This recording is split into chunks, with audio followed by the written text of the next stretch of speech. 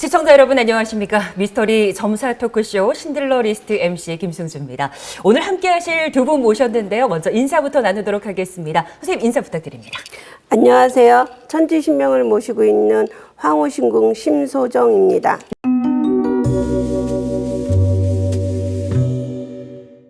선생님 인사 부탁드립니다. 네, 안녕하세요. 신을 모시고 있는 대국당 용해 장군입니다.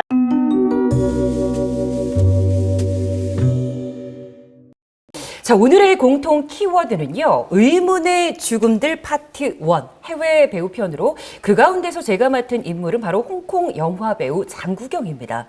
워낙 우리나라에서도 유명한 영화 배우다 보니까 두 분도 익히 잘 알고 계실 텐데 장국영 씨가 출연한 영화 정말 많은 영화들이 있지만 저는 그 가운데서도 패왕별이 이 영화가 네. 가장 먼저 생각나는데 네네. 두 분은 또 떠오르는 게 다른 게 있으실까요? 선생님 혹시 있으세요? 저는 영혼봉색. 아우 빼놓을 수 없죠. 네. 패양버디 다음에 네. 그 영혼봉색 봤을 때 진짜 재미나게 보고 또 감명 있게 봤거든요. 개인적으로 좋아하셨던 영화 배우 네, 맞아요. 수줍게 맞다라고 말씀을 해주셨는데 선생님은 또 어떤 게 생각이 나실까요? 그러니까 저도 그런 저기를 많이 봤기 때문에 그냥 기억에 남는 건 네. 영웅봉색 뭐 나이 또래가 갖고 비슷하니까. 맞아요.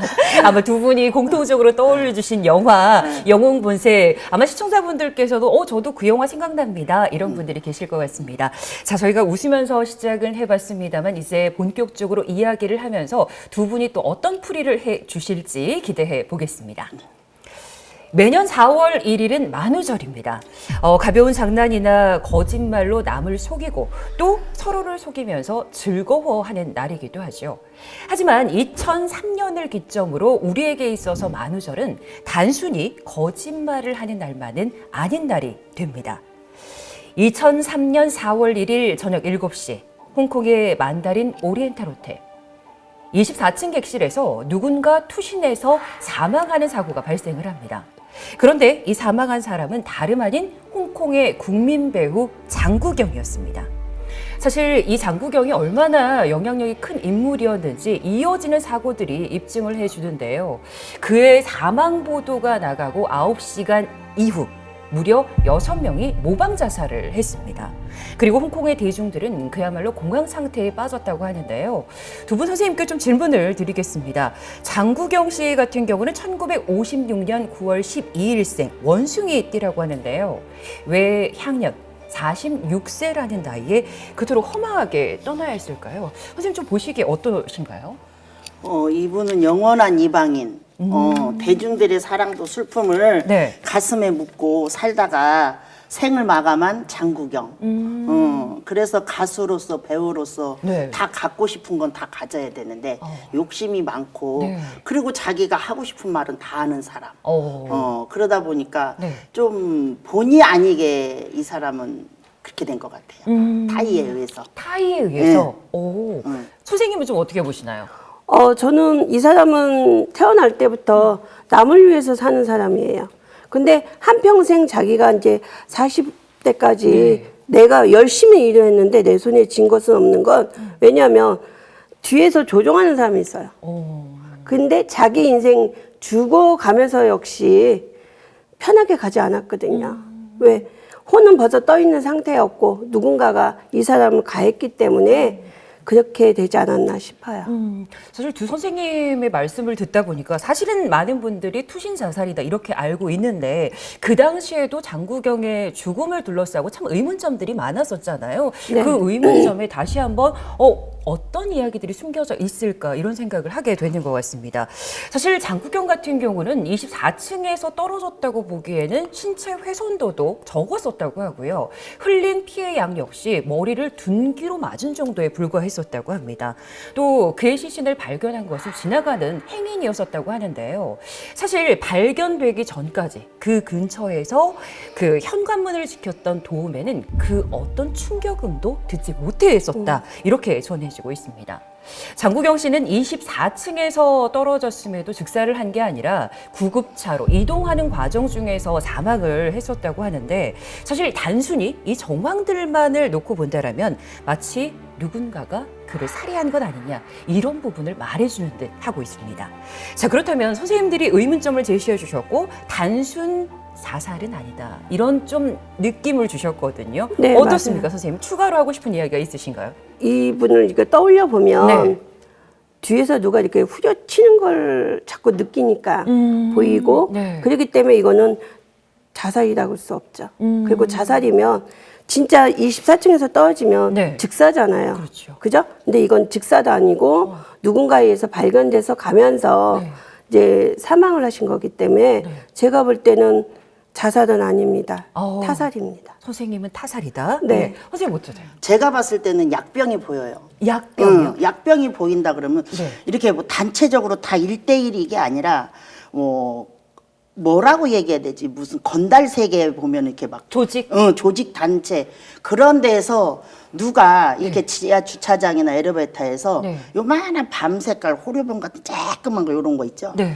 그런 게 보여서 이 사람을 가는데 이렇게 솔직히 말해서 이렇게 툭 칠 수 있고 잠깐 찌를 수 있잖아요. 네. 그러니까 순간적으로 그렇게 가다 보니까 이 사람이 떨어진 건 아니고 말로 그렇게 됐기 때문에 금전적인 원한 네. 그걸로 타살이 된 것 같아요. 저는 그렇게 안 봐요. 네. 선생님은 말씀 들으시다가 아닌 것 같다라고 의견을 제기하셨습니다. 어떤 입장이신 거예요, 선생님? 왜냐하면 네. 이 사람은 그러니까 자기만의 세계를 갖고 진짜 영화 배우도 하고 연출도 하고 감독도 하고 다 한단 말이에요. 그랬기 때문에 그쪽으로 들어가게 돼 있으면 선생님 말씀하신 대로 약병님, 그러니까 저는 이제 다르게 보기 때문에 그쪽으로 본다 그러면 이렇게 화려하게는 살 수가 없어요. 저는 그 호루병이 보이는 게 장국영 씨가 갖고 다니는 게 아니라 어떤 사람의 옆에 사람이 근데 그 호루병으로 이렇게 조그만 약병이에요. 이렇게 얼마 크지도 않아. 네. 요만한 그 호루병으로 그 사람을 그렇잖아요. 주사를 놓고 찔릴 수도 있고 그러니까 그런 게 보였다는 거지. 이 사람 옆에서 그게 보였다는 거지. 그 사람이 갖고 다니는 걸 말하는 게 아니라. 네, 두 선생님의 의견 차이는 분명 존재합니다만 공통적인 것은 장구경의 죽음이 단순한 자살이 아니라 타살이 아니냐 이런 의견으로 저희가 결론을 좀 내어볼 수 있을 것 같고요. 장구경의 죽음이 이 자살이 아닌 타살이라고 보는 이유에는 그의 동성연인이었던 당학덕이 있기 때문이기도 합니다. 장구경이 죽고 나서 그의 전 재산 460억 원을 고인의 가족들이 아닌 당학덕이 모두 갖게 됩니다. 그 이유는 바로 장구경이 남긴 유서 속의 상속자가 당학덕이었기 때문입니다.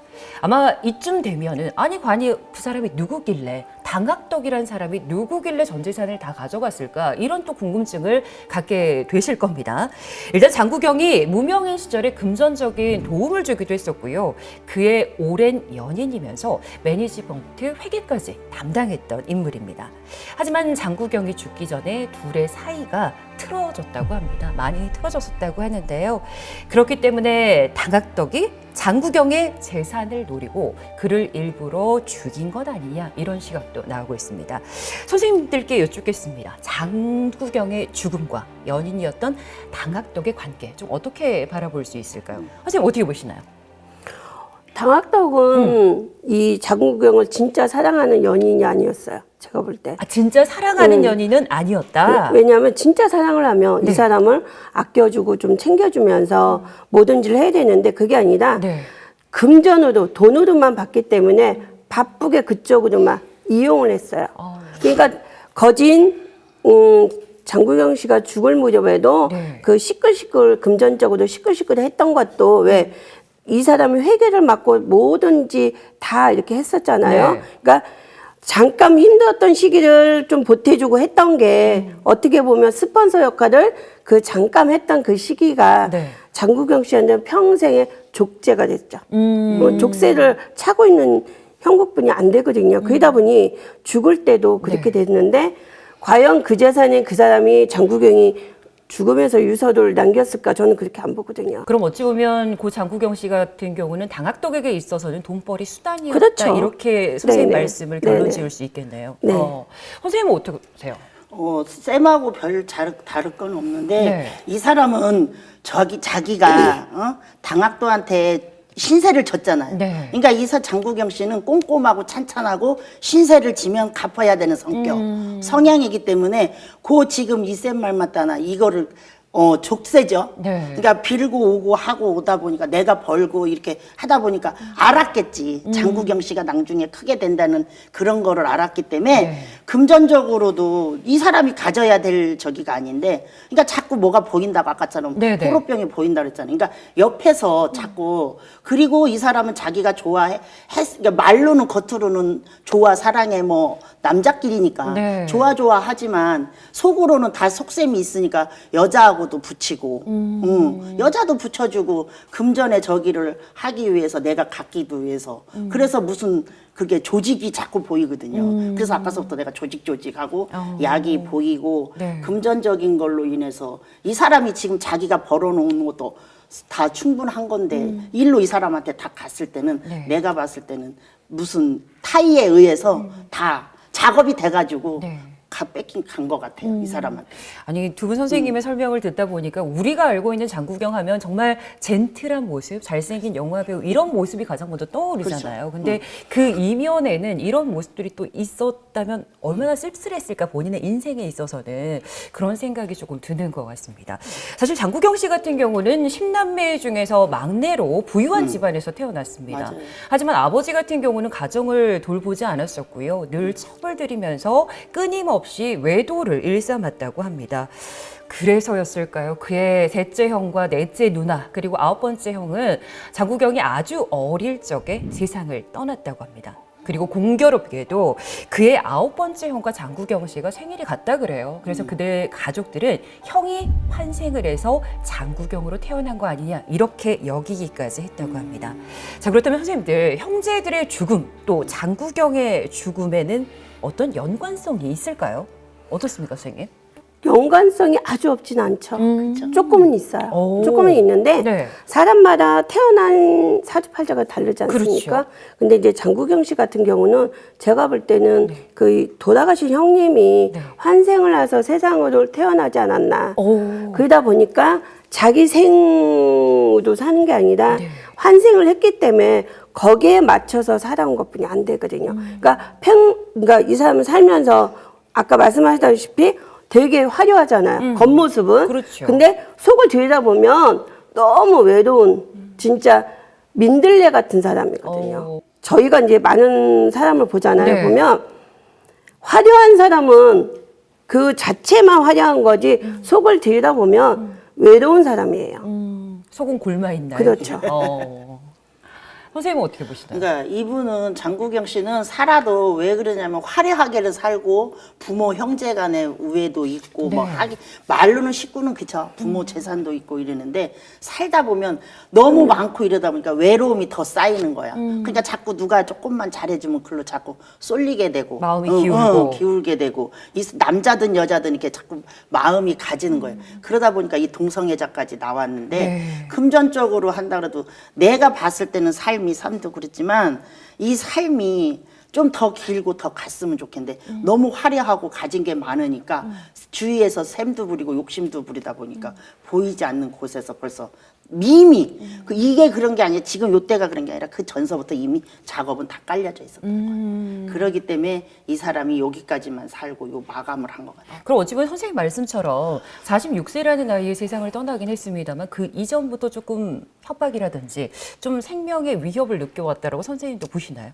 그게 좀 이어질 수 있을까요? 저는 조금 다르게 보기 네. 때문에 왜냐하면 사람이 살면서는 뭐 협박을 당할 수도 있고 그랬는데 이 사람은 자기가 아무리 외로워도 자기 중심이 좀 강하거든요. 왜냐하면 연인이 동성애자잖아요. 네. 그 정도면 내 중심이 되게 강하다는 얘기예요.